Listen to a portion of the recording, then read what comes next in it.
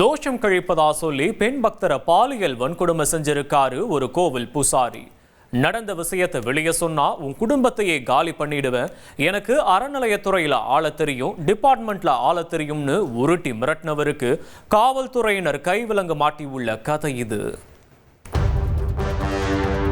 திடீர்னு ஆபீஸ்ல இருந்து லே ஆஃப் பண்ணாலோ இல்ல எதிர்பாராம பைக் ஆக்சிடென்ட்ல சின்னதா அடிபட்டாலோ நம்ம ஊர்ல உள்ள பெரும்பாலானவங்க ஃபர்ஸ்ட் அப்பாயின்மெண்ட் வாங்குறது என்னவோ ஜோசியர்கிட்டையும் கோவில் பூசாரிகிட்டையும் தான். கையில ஜாதகத்தோட பூசாரி முன்னாடி ஆஜராக கூடியவங்க யாருகிட்டையும் சொல்லக்கூடாத ரகசியத்தை கூட அவர்கிட்ட புட்டு வச்சு அதற்குரிய பரிகாரம் என்னன்னு சட்டுன்னு கேட்டுருவாங்க. மக்கள் மத்தியில உள்ள இந்த இளகிய மனசையும் நம்பிக்கையையும் பயன்படுத்தி இங்க ஒரு கோவில் பூசாரி இல்லத்தரசிய பாலியல் பலாத்காரம் செஞ்சிருக்கிறது பெரும் அதிர்ச்சியை ஏற்படுத்தி இருக்கு. சென்னை பள்ளிக்கரணை பகுதியைச் சேர்ந்த 27 வயசு இல்லத்தரசிக்கு எக்கச்சக்கமான ஃபேமிலி ப்ராப்ளம்ஸ் இருந்திருக்கு. அதன் காரணமா கடந்த சில மாதங்களா அவர் கணவரை பிரிஞ்சு தனியா வாழ்ந்திருக்காங்க. இந்த சூழல்ல தான் மன நிம்மதியை தேடி அதே பகுதியில உள்ள கோவிலுக்கு போன இடத்துல அந்த இளம் பெண்ணுக்கு கோவில் பூசாரி அசோக் பாரதி என்பவரோடு பழக்கம் ஏற்பட்டிருக்கு.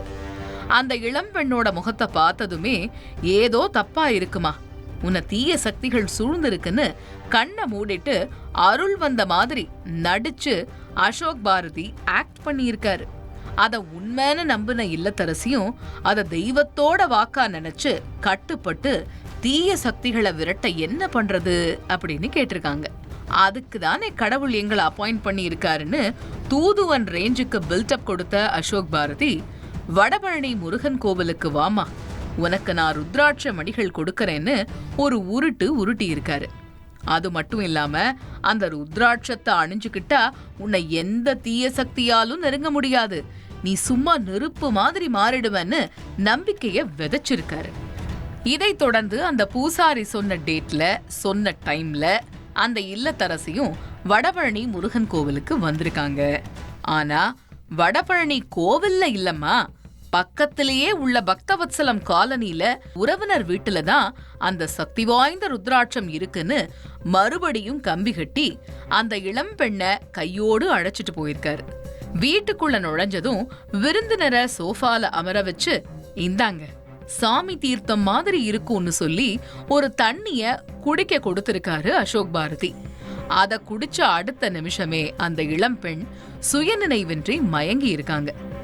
அவர் கண் விழிச்சு பார்த்தபோது அசோக் பாரதி அந்த இளம் பெண்ணை பாலியல் பலாத்காரம் செஞ்சிருப்பதை உணர்ந்து அதிர்ந்து போயிருக்காங்க. இது தொடர்பா பூசாரி கிட்ட முறையிட்ட போது, இந்த விஷயத்தை வெளியே சொன்னா உன் குடும்பத்தையே கொன்னுடுவேன், நான் பெரிய கோவிலோட தர்மகர்த்தா, தனக்கு அறநிலையத்துறை வரை செல்வாக்கு உள்ளதென கூறி மிரட்டியதாகவும் சொல்லப்படுது. இதை தொடர்ந்து பாதிக்கப்பட்ட பெண்ணின் கணவருக்கு இந்த தகவல் தெரிய வரவும் கொதித்தெழுந்த நபர் பூசாரிய சுற்றி வளைச்சு பொளந்து கட்டி இருக்காரு.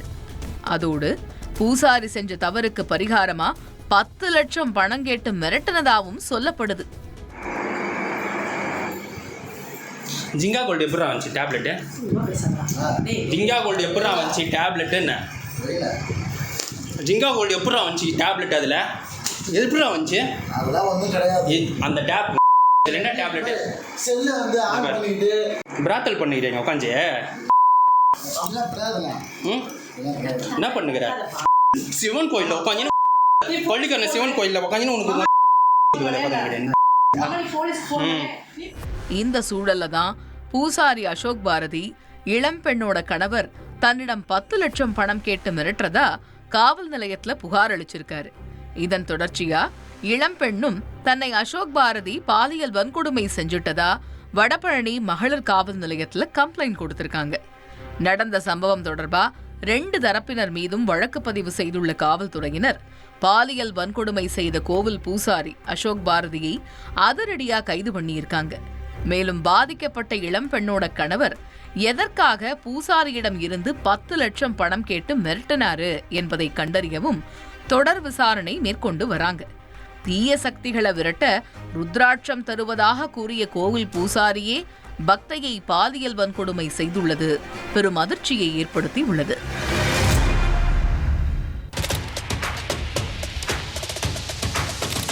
அதிமுக்கிய விவரங்களை அனைவருக்கும் புரிய வைக்கும் பாட்காஸ்ட். தவிர்க்க முடியாத முதல் மக்கள் வளைகுடா நாடுகள் பிரான்சிஸுக்கு பிரியா சம்பவங்களை தேடி களத்திற்கே உங்களை அழைத்துச் செல்லும் ஸ்பாட்லைட். அங்க இருக்கக்கூடிய கள விவரங்கள் என்ன? அமலாக்கத்துறை கடந்த 5 வருஷமாவே சார் எனக்கு ரொம்ப பிடிக்கும் அவர் வர்றதுக்காக எங்களுடைய நியாயமான கோரிக்கை. Even at the cost of stopping. பார்வையாளர்களையும் செய்திக்குள் பங்கெடுக்க செய்யும் மக்கள் குரல். 50 ரூபாய் எங்களுக்கு தண்ணிக்கு ஒரு தீர்வே இல்லைங்க 10 வருஷமா. எங்களுக்கு சரியான ஒரு விடிவு கிடைக்கவில்லை. 60,000 ஏக்கருக்கு தான் கேட்கிறோம், பிச்சை கேட்கறாங்க. புத்தம் புதிதாக வித்தியாசமாக ஹெலிகாப்டர்களின் உதவி என்ன படிக்கலான்றதுல பேரண்ட்ஸும் என்கரேஜ் பண்ணணும், ஸ்டூடெண்ட்ஸும் தேர்வு செஞ்சு. எனக்கும் சீமானனுக்கும் பெரிய வித்தியாசம் இல்லைங்க. ஒரு பாயிண்டா சொல்லணும். உங்களுக்கான தலைவர்களை பொழுதுபோக்கு தளத்தில் தேடாதீர்கள், போராட்ட களத்தில் தேடுங்கள். அனைத்தும் உங்களுக்காக. எப்போதும் இணைந்திருங்கள் தந்தை டிவியுடன்.